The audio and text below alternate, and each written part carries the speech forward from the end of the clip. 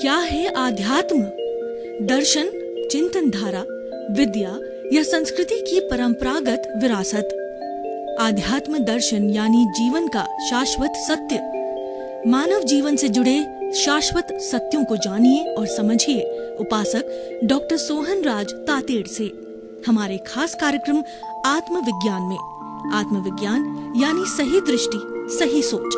भाई और बहनों, आपका बहुत बहुत धन्यवाद। हम आपको इस जो आत्मविज्ञान कार्यक्रम के अंदर हम आपको नई दृष्टि, सही सोच, राइट विजन, राइट थिंकिंग के तहत जो है आत्मविज्ञान कार्यक्रम जो है आपके सामने प्रस्तुत करने जा रहे हैं। आपका बहुत बहुत अभिनंदन और आपके प्रति सत्कार है। और हम नए नए विषय प्रतिदिन लेते हैं, क्योंकि हमारी सोच ये है कि आपके नकारात्मक सोच या सकारात्मक सोच में बदले, आप अच्छे इंसान बदलो, आप अच्छे इंसान बनो। हमारा मुख्य उद्देश्य है कि सुधरे व्यक्ति, समाज व्यक्ति से राष्ट्र स्वयं सुधरेगा। हम आपको किसी न किसी सूरत में सुधारना चाहते हैं, अच्छा इंसान बनाना चाहते हैं, और ये सारा कार्य हम अलग अलग एपिसोड्स के माध्यम से करते हैं। तो आज का हमारा बहुत ही सुंदर एपिसोड है कि भाव, कर्म, द्रव्य कर्म। भाई और बहनों, भाव और द्रव्य क्या होता है? द्रव्य भाव भेदानी।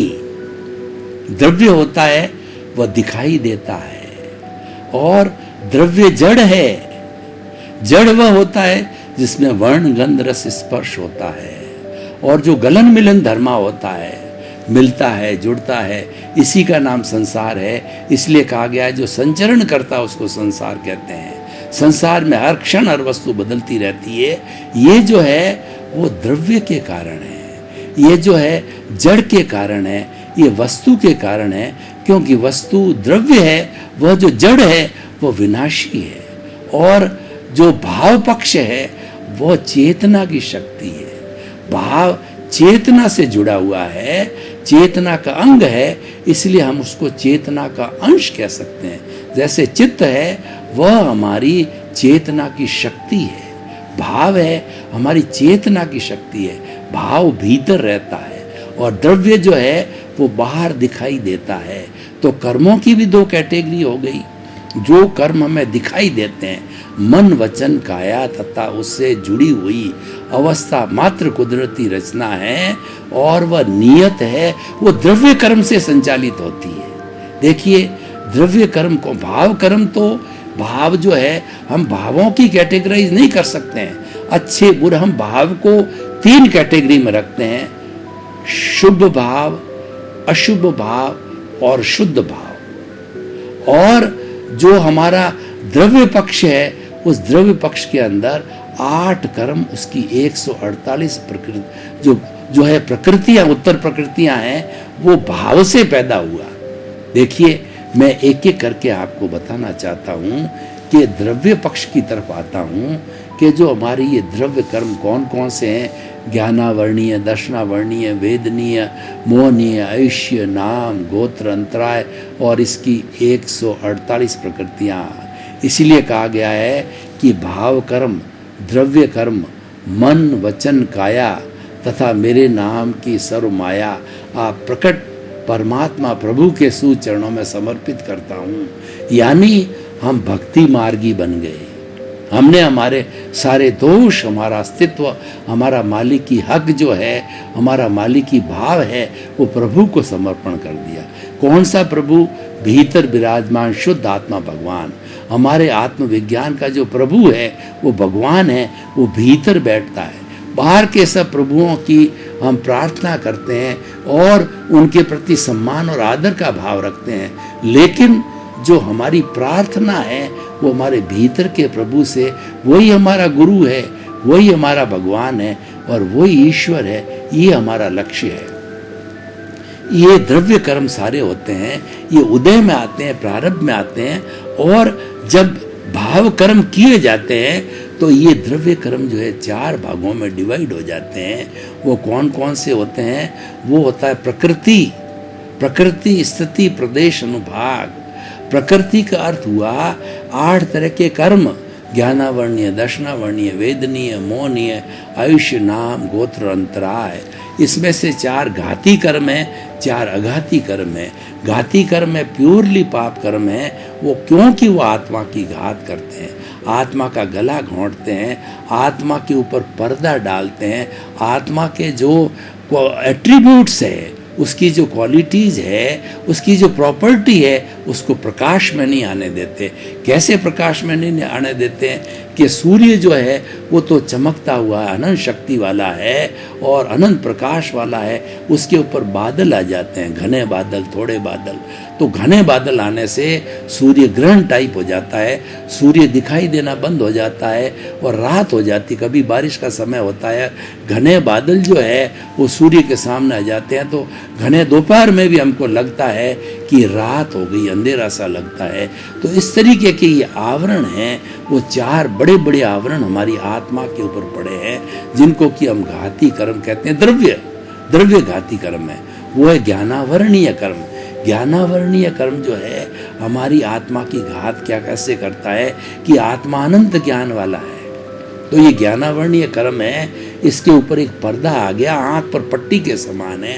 आँख पर पट्टी बंधी हुई होती है, आँख में देखने की शक्ति होती है, लेकिन व्यक्ति बाहर के संसार को देख नहीं पाता है। तो ज्ञानावरणीय का जो पर्दा आता है, ज्ञान के अनंत ज्ञान को प्रकट नहीं होने देता है। मति श्रुत अवधि मन प्रयोग केवलानी, 5 ज्ञान को प्रकट नहीं होने देता है, या वो धीरे धीरे जब डाइल्यूट होता है तो प्रकट होने लगता है। हम नया कुछ नहीं करते, अनंत ज्ञान भीतर पड़ा, पर्दा हटा दो, ज्ञानावरणीय कर्म का ज्ञान हाजिर हो जाएगा। और ये पर्दे से हमको क्या नुकसान होता है कि हमको समझ में नहीं आता, हम भूल जाते हैं और रिटेंशन नहीं होता है, उसको ज़्यादातर रोक नहीं पाते हैं, धारणा नहीं कर पाते हैं उस ज्ञान की, और वो ज्ञान हमारा श्रद्धा पैदा नहीं करता है। तो इस तरीके से ज्ञान के बारे में जो है हम बिल्कुल जो कहना चाहिए वो हम वंचित रह जाते हैं ज्ञानावरणीय कर्म से। दूसरा दर्शनावरणीय कर्म है, वो हमारी श्रद्धा से जुड़ा हुआ है। तो हम धर्म में, ज्ञान में और अध्यात्म में और आत्मरंजन में हमारी दिलचस्पी नहीं होती है। जो दर्शनावरणीय कर्म वाले हैं उनको जब सत्संग होगी तो तुरंत नींद आ जाएगी। और दर्शनावरणीय कर्म की 9 प्रकृति के अंदर 5 प्रकृतियाँ नींद की भी है। तो इसलिए जो हमारा अवधि दर्शन, मन प्रदर्शन, केवल दर्शन और चक्षु दर्शन, अचक्षु दर्शन, इनको रोक लेता है ये। तो ये 9 तरह की जो सी इनकी जो उत्तर प्रकृतियाँ उसको रोकती है। और दर्शनावरणीय कर्म को जो है हम एक जो है पुजारी के रूप में देखते हैं। पुजारी क्या करता है कि भगवान के जब दर्शन करने के लिए हम जाते हैं तो पुजारी वो पर्दा डाल देता है। वो कह रहे हैं कि भगवान विष्णु भगवान के पट जो है वो बंद हो गए। एक बड़ा इस पर एक जोक आता है कि किसी पुजारी को किसी व्यक्ति ने पैसे दिए तो वह भगवान के दर्शन करा देता है, विष्णु के और लक्ष्मी के, और बंद कर देता। कोई दूसरा व्यक्ति आता है कि भगवान के पट बंद हो गए। तो उन्होंने कहा जब 100 रुपये का नोट दिखाता है तो वो पट खोल देता है। और वो क्या कहता है, लक्ष्मी ने पट खोल दिए, लक्ष्मी दिखा दी तो भगवान के पट खोल दिए। तो ये हमारा जो दर्शनावरणीय कर्म है, ईश्वर के प्रति, ज्ञान के प्रति, भक्ति के प्रति श्रद्धा नहीं होने देता, रुचि पैदा नहीं होने देता। अब इसके कर्म बंधन के कारण भी है, मैं उस पर अगर लंबा जाऊंगा तो एपिसोड पूरा हो जाएगा। पूरा मैं द्रव्य और भाव की जो है वो परिभाषा और उसका भेद नहीं कर पाऊंगा, उसका उपयोग नहीं बता पाऊंगा, उसके लक्षण नहीं बता पाऊंगा। तो ये दर्शनावरणीय कर्म। तीसरा मोहनीय कर्म होता है, वो शराबी की तरह होता है।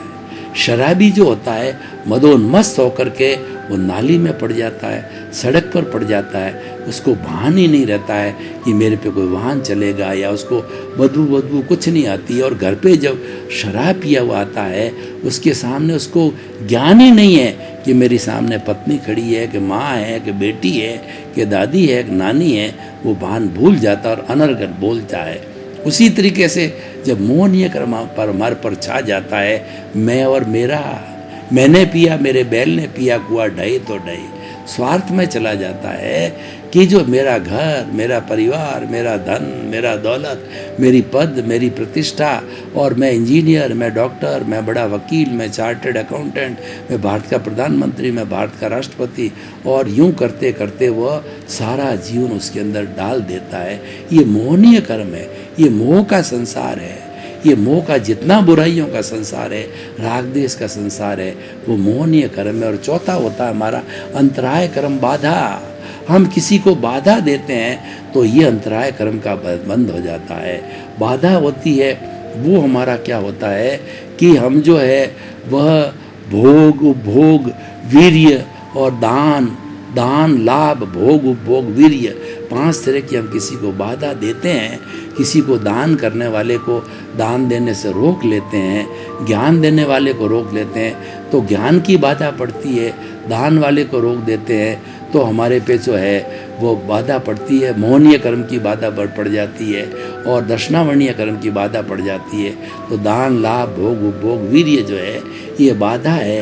ये बाधा जब ये ज्ञानावर्णीय कर्म हटता है, दर्शनावर्णीय कर्म हटता है, मोहनीय कर्म हटने लग जाती है ऑटोमेटिकली।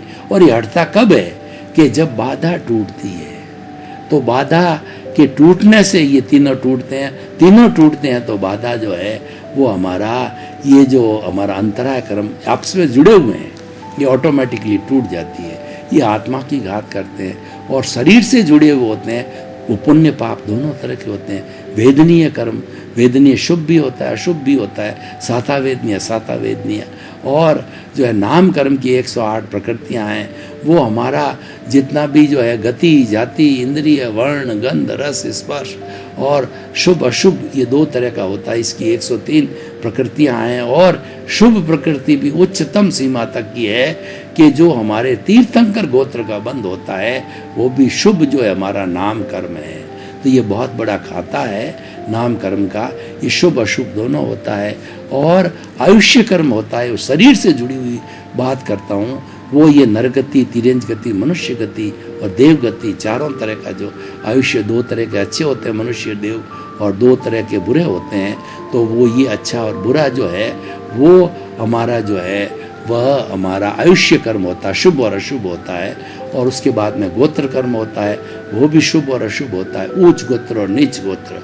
अच्छा सोशल स्टेटस, अच्छे घर में जन्म लेना, अच्छे परिवार में जन्म लेना, अच्छे माता पिता, पत्नी, बेटे मिलना, वो जो है हमारा शुभ गोत्र होता है। और इसके विरुद्ध जो है वो हमको झुग्गी झोंपड़ी, हमको गरीब के घर में जन्म लेना अशुभ गोत्र कहलाता है। तो भाई और बहनों, ये 4 शरीर से जुड़े हुए अघाती कर्म, 4 आत्मा से, ये द्रव्य कर्म है।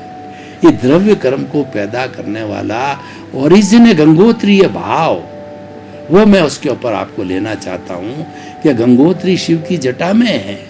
तो वो शिव की जटा में गंगा बैठी है, गंगोत्री है। तो राम के वंशज भागीरथी जी ने जो हरिद्वार के अंदर बड़ी तपस्या की और तपस्या करके शिव जी को प्रसन्न किया और क्या क्या शिव जी आपकी जटा में से गंगा को पूरे हिंदुस्तान में बहाइए ताकि पापियों का उद्धार हो सके, पापियों के पाप जो है गंगा के अंदर धुल जाए। और गंगा जल इतना पवित्र होता है कि हमारा अंतिम समय होता है तो हमको गंगा जल पिलाया जाता है। और ऐसी मान्यता होती है कि गंगा जल पीने से सद्गति होती है, वो पुण्य का जल होता है।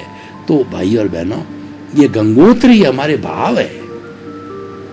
भाव जो है वो हमारा अमूर्त है, दिखाई नहीं देता है, लेकिन संचालन सब भाव से ही होता है। भाव से विचार, विचार से आचार, आचार से व्यक्तित्व और व्यक्तित्व से पहचान होती है। तो सारा कुछ होता है वो भावों से ही होता है। तो हमने ये जो पिछले जन्म में जो भाव किए थे वो इस जन्म में द्रव्य कर्म बन जाते हैं। हमारा जितना भी चिंतन है वो सारा भाव कर्म से जुड़ा हुआ है। मैं आपको भाव कर्म का पूरा जो है एक एनालिसिस बताना चाहता हूँ कि ये भाव कर्म पैदा कैसे होते हैं। देखिए कि हमारे पूरे जन्म जन्मांतर के अंदर ये कर्म शरीर और आत्मा दोनों फेविकॉल की तरह आपस के अंदर जुड़े हुए हैं, दोनों जुड़ गए। इनको प्रकृति और पुरुष भी कहा जा सकता है। हमारा शुद्ध आत्मा स्वरूप है वो तो पुरुष है, और जो कर्म है वो हमारा जो कॉजल बॉडी है, लिंग शरीर है, कर्म शरीर है, कर्म है, वो है हमारी प्रकृति। तो ये पुण्य, ये जो हमारा जो पुरुष है, पुरुष के ऊपर क्या हुआ कि इस प्रकृति की झलक पड़ गई, और झलक पड़ने से जो है पुरुष अशुद्ध हो गया, तो उसकी तरफ मोहित हो गया, लुब्ध हो गया। इस कारण से ये दोनों जन्म ले लिया, प्रकृति और पुरुषार्थ में रहते हैं। और उद्देश्य यही होता है ब्रह्म ज्ञान को प्राप्त करना, यानी पुनः पुरुष बनना। जब ये जीव जो है इस ब्रह्म के अंदर समय जो ब्रह्म हम ब्रह्माष्टमी हो जाता है, ब्रह्म में विलीन हो जाता है, तो उसका छुटकारा हो जाता है, उसकी मुक्ति हो जाती है। तो भाई और बहनों, ये सारा जो हमारा जो शरीर और हमारी आत्मा और हमारा ये कॉजल बॉडी, वही ये स्थूल शरीर बनाता है। ये दोनों मिले होने के कारण के अंदर कभी जो है हमारा जो उदय और प्रारब्ध होता है, जब ये कर्म सक्रिय होता है, और हमारा जब भाव सत्ता, प्योर भाव सत्ता होती है, तो क्षोभ सम पैदा होता है। वो हम आत्मा की शक्ति को कहते हैं। दोनों के अंदर मल्ल युद्ध चलता रहता है, एक में क्षोभ सम होता है और एक के अंदर जो उदय भाव होता है। तो जब हमारी आत्मा हावी हो जाती है, तो क्या होता है कि हमारा क्षोभ सम शुभ भाव जो है वह यहाँ से निकल करके और वो हमारा बाहर आता है, दोनों के जो है दोनों के ग्रुप से बाहर आकर के अध्यवसाय बनता है। ये अध्यवसाय हर जीवित प्राणी का होगा, पेड़ पौधा हर एक के, एक इंद्रिय के भी अध्यवसाय होता है। इन अध्यवसाय से कर्मों का बंधन करता है और अध्यवसाय से कर्मों की निर्जरा करता है।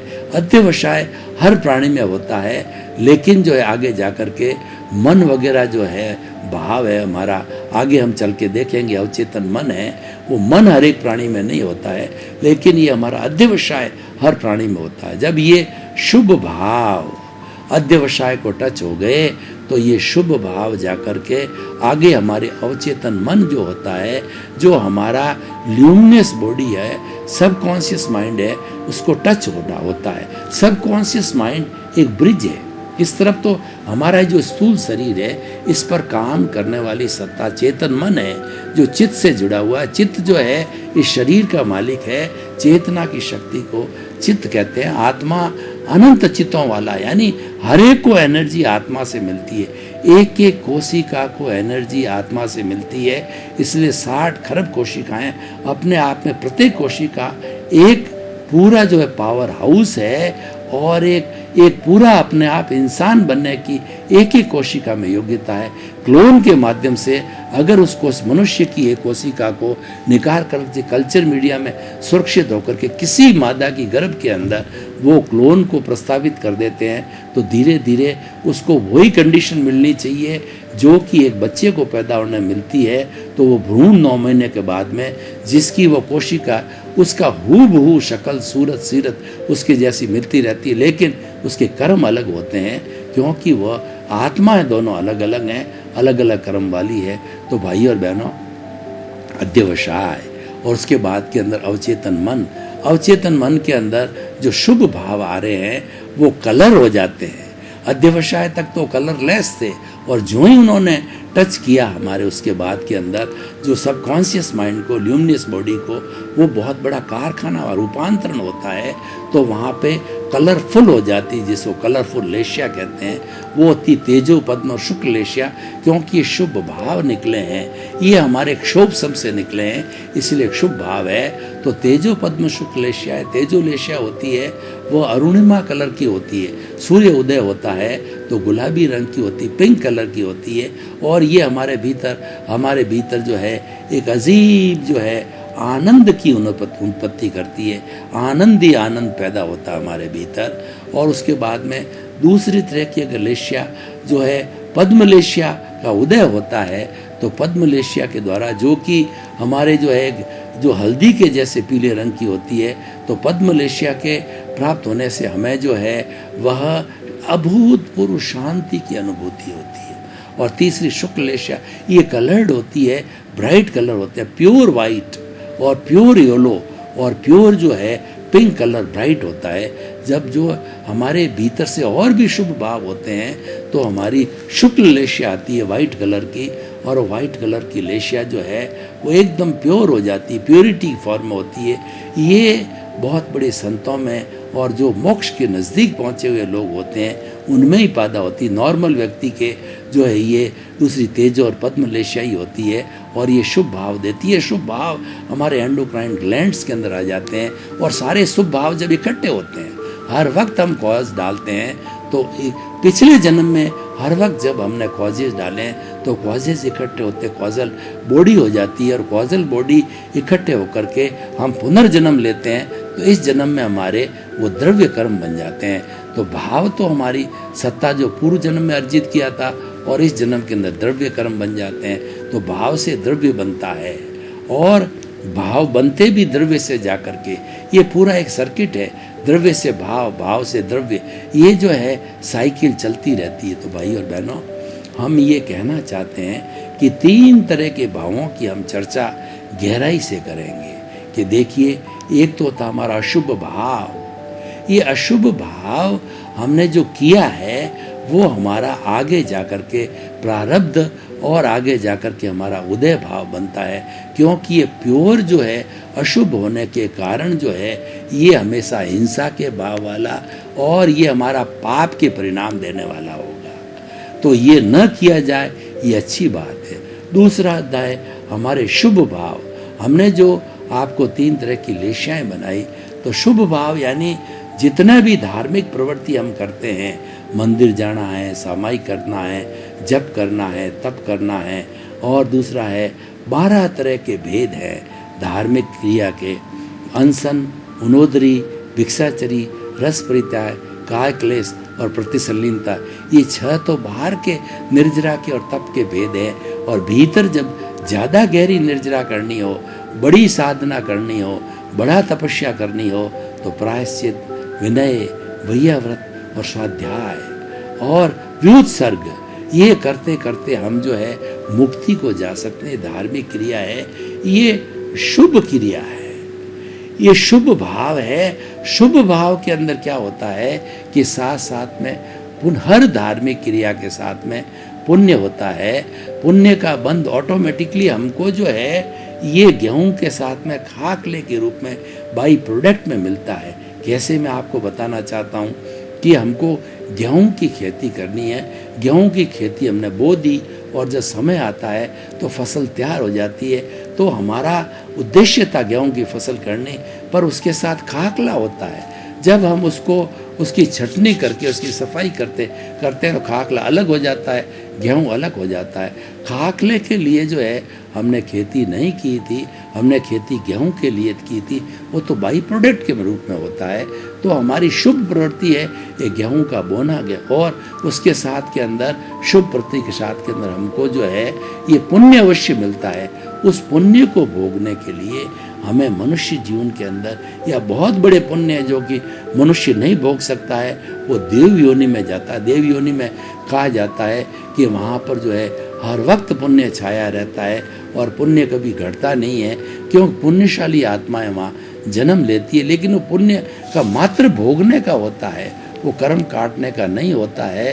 तो बड़े बड़े जो है अच्छे अच्छे मुनि होते हैं तो वो भी केवल पुण्य भोगते हैं, तो उनको बड़ी शंका होती है, मन के अंदर जो है एक ग्लानि सी होती है कि हम ऐसे कर्म भोगते रहेंगे तो और हमारे नए कर्म बढ़ते रहेंगे। ये सोने की बेड़ी है, वो उसको काटना चाहते हैं, वो मनुष्य भव में आना चाहते हैं।